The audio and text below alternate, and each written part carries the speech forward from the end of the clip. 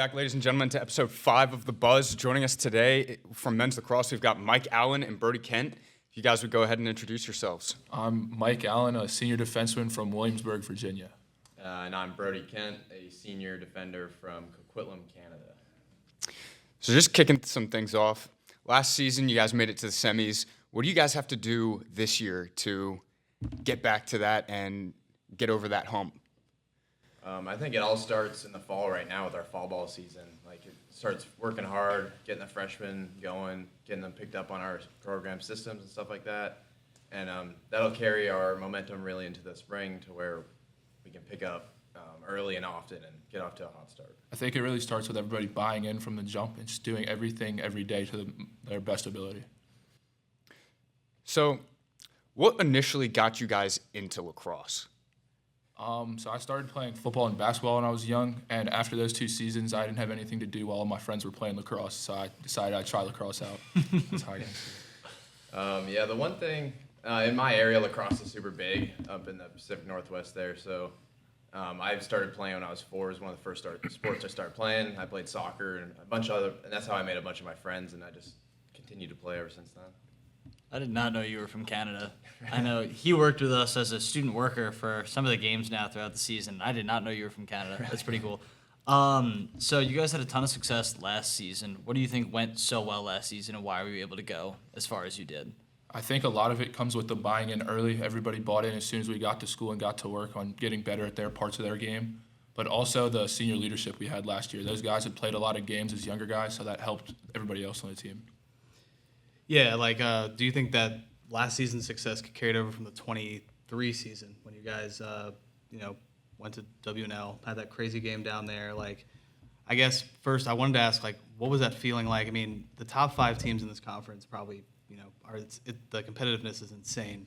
But take us through that of, that playoff run in 23 and then carrying it over to 24. So I think that playoff run in 23 really gave us a perspective of what it was to or what it felt like to accomplish what we did, right? Like our first ever ODAC championship appearance.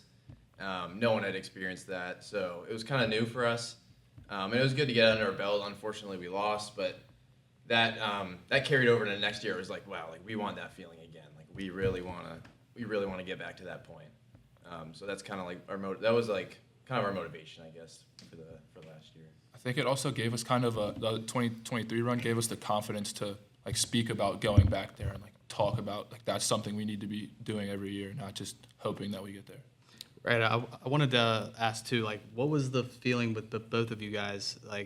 Buzzer goes off against a team that goes to the NCAA tournament every year and WNL. What was that feeling like? Finally getting over that hump with them after playing a close game earlier that season. I think it was a great feeling because when we lost that game earlier that season on our home field, there was a lot of talk from them about how we got lucky that it was even close and stuff like that. And to get to go there and end their season, or at least that part of their season, was a really cool feeling. Sorry, I forgot what you asked there. No, it's fine. No, it's fine. You referenced senior leadership and buying in from the jump. Is it different now that you guys are the senior leadership?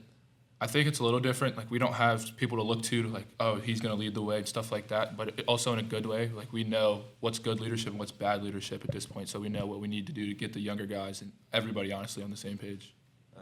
We know, those younger guys are looking up to us the way we looked up to our captains, right? So we want to set that example and really bring them up the way we were brought up. Do you guys remember anything the seniors did that you were trying to implement and do for the underclassmen that either they did and you're trying to replicate or they didn't do and you're trying to put in for them now? I know something that they did do. Both of us are defenders, so the defensive captain would hold meetings with just the defense to watch more film so we could stay ahead and be ready for our opponents, and that's something we've tried to keep going. That's a good idea. I know you're coming off a pretty big indoor season, if I'm not mistaken. How does that translate to field? That definitely is to help my lateral quickness. In the box, it's much more tight and confined space. So you got to move side to side much quicker. You got to kind of think on the fly a little quicker. So I think that has helped my game translate to one-on-one defense going side to side, and then just quick on the fly decisions. I got to guard this guy. I got to get out. I got to break out or whatever. Right? It's a lot of just quick paced decision making. That's probably the biggest thing that's helped me. Now, Mike, do you have any experience in box? I do not have any experience in Ever box. played it at all? We play it sometimes in J-term, like when there's less guys, we'll play box a little bit, but that's probably the extent of my box career. Gotcha. Is indoor lacrosse? Yeah. Yeah. Yeah. You just call box. Yeah. It's called box. Okay, Yeah. I needed that clarification too. Like we'll play in Brock or alumni gym and put up like the tiny goals and just play with a tennis ball. Is that It's a lot like of fun. faster? I mean, indoors, I can't imagine it's as big, unless it is, of course. No. Okay. Yeah, it's like a hockey rink, but Oh, that's sick. What They'll- what? I'm guessing it's less people on the court. yeah, it's five at a time. It's pretty similar to hockey. That's in actually that sense. that's pretty cool. I remember in high school we used to have like a team box team, and I actually looked forward to the winters. Just like a little difference, change of pace, and it's a lot faster. Constantly up and down. It does help you get prepared for the season and for field because there's like some minuscule things like stick skills where you're more enclosed, so you don't have as much space. So helps you on the fly like that. So Yeah.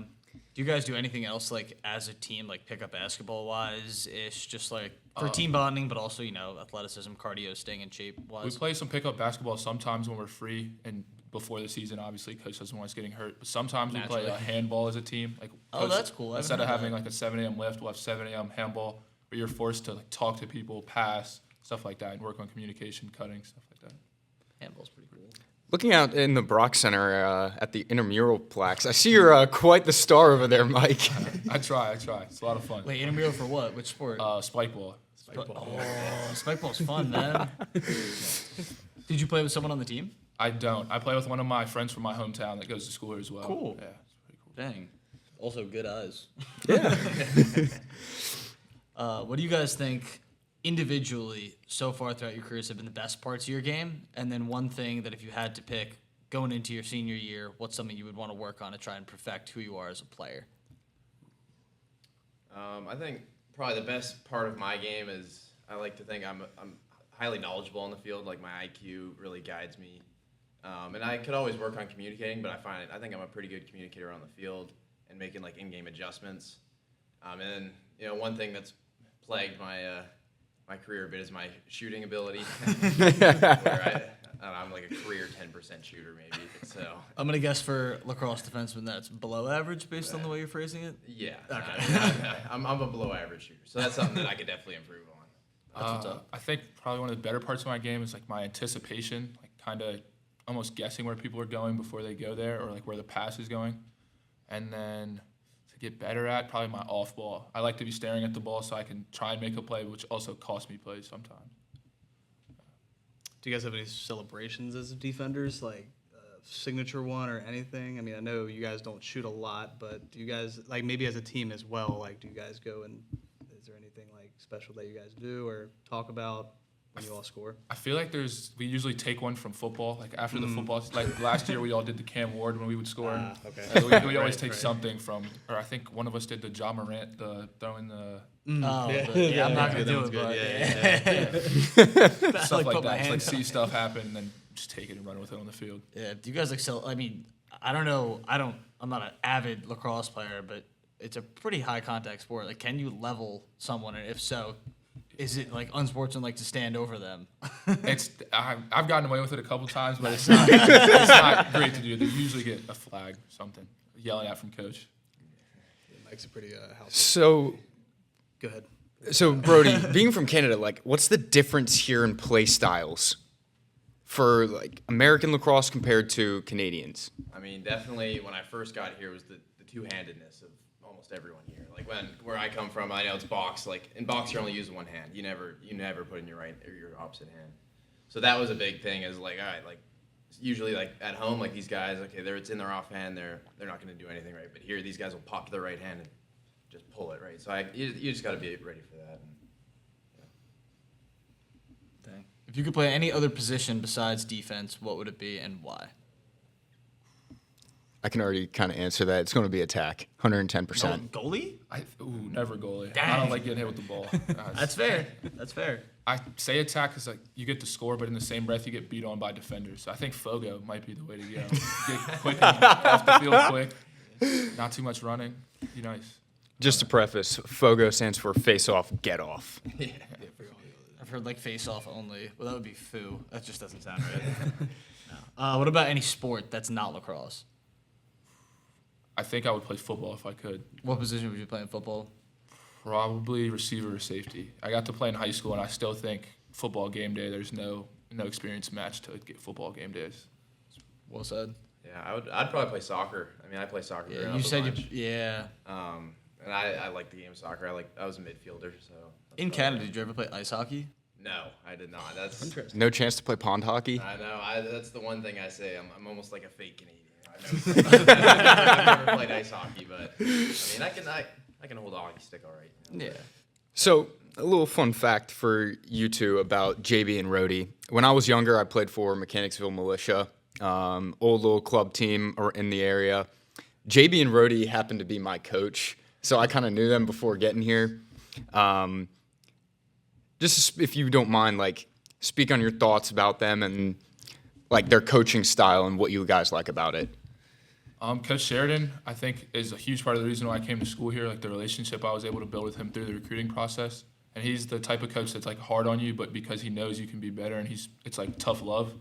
And Coach Rhodey's like having another player on the team. He's like the goofy guy, always cracking jokes, joking on everybody, having a good time.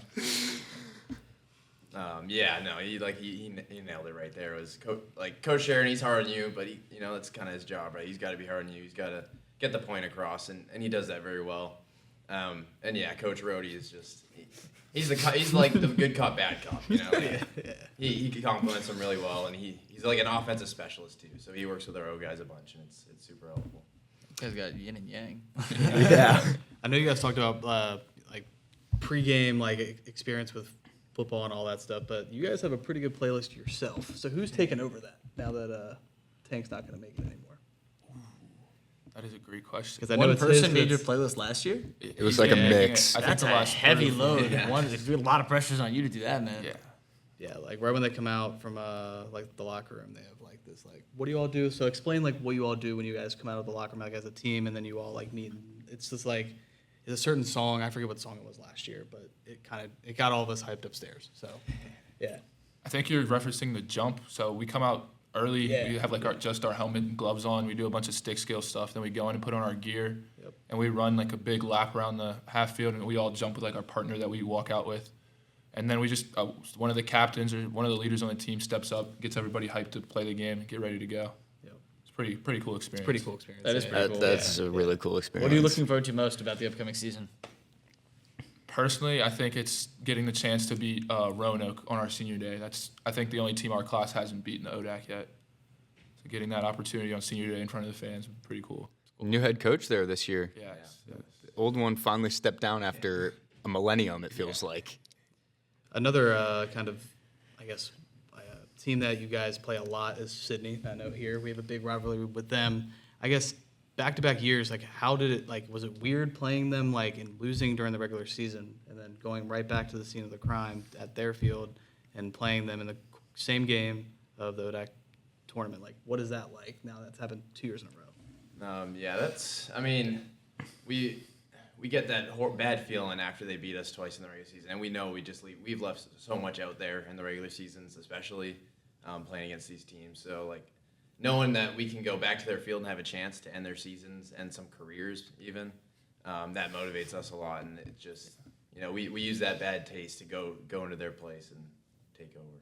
I think JD knows, but tell Justin, what is the top 5 of the ODAC like? Yeah, it'll be just helpful for explain me. those top 5 of the Roanoke, the WNL, Lynchburg, you guys, and Sydney. It just seems and that's no discredit to anyone else in the ODAC, but what's the skill level jump and just the competitiveness of all 5 of those teams? I mean, I think any of those teams can beat anybody on any day. So, what is that like playing against half the conference just being nationally good teams? I think most of the teams in the ODAC have pretty similar skill. It's just when it comes to depth, the teams in the top 5 usually have more depth. So when later in the season everybody's hurting, you're able to lean on more guys, or when more guys are able to go out there and affect change. I think that's the big difference. Yeah. Do you have anything to add to that? Yeah, I mean it's such a competitive conference, right? It's Yeah. any team go beat any team any day, and it's you see these top 2 teams, WNL and Lynchburg, they're always nationally ranked, so that's a big game you look forward to every year, to where you're getting some of the best of the best. I know you guys added in York last year. I mean, they're nationally recognized. I used to work at Hood College in the same conference. So, I guess adding them in, like, I guess JB's scheduling a better schedule, more competitive out of conference. Like, how is it playing them? Are they similar to the teams that you see in conference, or? Yeah, it's definitely a little different playing out of conference teams because it's different programs, right? You get seeing different systems, but I mean the skill level is definitely like again a top tier nationally ranked team, right? So, yeah, it's interesting to play other teams out of conference, and it was good to see like another team that is nationally ranked. I actually didn't play in that game last year. I got a concussion the game before, but to see from the sideline, it was definitely like a step up from some of the teams that we play sometimes. At least they were consistent. They were more consistent. How'd you like their helmets? The chrome green. It actually was kind of sick. They were pretty cool. Yeah. What's the best edition uniforms you guys have, in your own opinions? My favorite uniform is when we wear all black.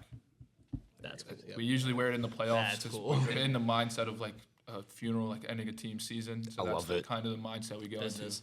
into. Yeah. Like when we made that run in 23, I think we wore the black uniforms Tuesday, Thursday, Saturday. Dang. So we were bought into that. Dang. Doesn't broke, don't fix it. Yeah. Fair. So I've asked this question to each team we've had on. Do you yourselves have any weird pregame superstitions or like rituals that you go through that helps you get ready for that game? I kind of do the same routine, but it's not anything special. I think the superstitious thing I do is I put on my left cleat first, and if it doesn't feel right, I'll take it back off, wait a couple minutes, then put it back on again to see if it feels better, and I'll tie that one up and then put on the right cleat. It's super weird. It's a superstition. Superstition, yeah. Yeah, I mean, I don't have anything superstitious like that, but usually, 15 minutes before we're about to go out, I'll go get a good foam roll and a stretch in, and then come back, and that's kind of when I start to get locked into my mode. Yeah, and then I like to put my cleats on, and then I think that's when I'm good to go. Once the cleats are on, then it's get it done. Is there anyone on the team that you would like to out? That they do something weird pregame or anything that they do that's kind of just odd, maybe, or cool, or anything? We have a goalie, Owen Gukwa. He has a specific, he has to step over the crease with his right foot in the air. He taps a certain spot on the goal. He has to tap a certain spot of the goal. If there's a timeout, he taps it and steps over with his right foot on the way out. Does the same thing on the way in. It's pretty cool. Routine. Yeah. Dang. I think that kind of confirms the fact that lacrosse goalies just have a screw Oh, loose. 100%. 100%. That's now been agreed upon with both the men's and women's teams. Yes. That's good. So, question we asked the women's team: what state has the best lacrosse? I would biasly say Virginia, but it's probably Maryland, as much as I hate to say it. Not Long Island or New York? I only say Maryland because I played more in Maryland and against Marylanders, but I've heard Rhode Island's got some pretty good lacrosse players as well. So. Maybe. Yeah, I mean, coming from where I came from, I really knew. This is kind of a weird question. I really knew nothing coming over here. I didn't know Maryland lacrosse. I didn't really know anything about Virginia lacrosse. But, I mean, yeah, you kind of have to go with Maryland. That's the hotbed for. Yeah. Part of the reason we asked is because I asked the golf team one of the days during lunch. I went to UMD, so I watched the men's team play there. I worked some of their games, so I was like, all right, lacrosse in my head is Maryland. What is golf? And they answered Ohio was the consensus. That's the heels of why he's asking that. When you're getting locked in, who are you listening to? What's the music? What's the artist? Who is it? NBA YoungBoy for me. Hey, For me. little Renata. Yeah. Definitely. That's on the playlist. Song's so fire. You got anyone? Honestly, whatever's on the speaker. I kind of get down Really? with it. I can't do that. I gotta have my own thing. Yeah. That's how I am. I need my own thing. What song by YoungBoy? Probably last year it was No Switch. That would be the last song I would listen to before we walked out. Get me ready to go. That's fire. So we talked a little bit pre-podcast before about May Madness. Who do you guys root for Division I wise and college wise? I probably root for Denver, probably mostly because I know a bunch of guys that go to that. My area is kind of a feeder to the Denver school. The program has a bunch of Canadians that's rolled through there. So they're probably my go-to, but I don't mind. I like to look at kind of the guys I know on other Division I teams, and I kind of root for them. That's kind of how I am. Guys that I played the club lacrosse with or that I knew kind of growing up that are playing at those big schools, I root for them. Root for them to do well. Do you guys follow the PLL closely or no? Not super closely. I'll watch it if it's on. Like the championship game, that was a pretty crazy game, but not too invested into that. Oh, yes, because one of the kids I was in class with at Maryland got drafted. I don't know. I actually forget the name of the team. Jack McDonald. I don't know. But he was from my hometown, so like whenever I was going to the gym in the mornings before work, I would see him, and I'd be like, "Oh, how are your classes?" Meanwhile, he's like, "I'm focused on lacrosse." All right. Thank you, ladies and gentlemen. This has been episode 5 of The Buzz. I've been joined by Mike Allen and Brodie Kent. Happy to have them on. Can't wait to see you guys next week for episode 6.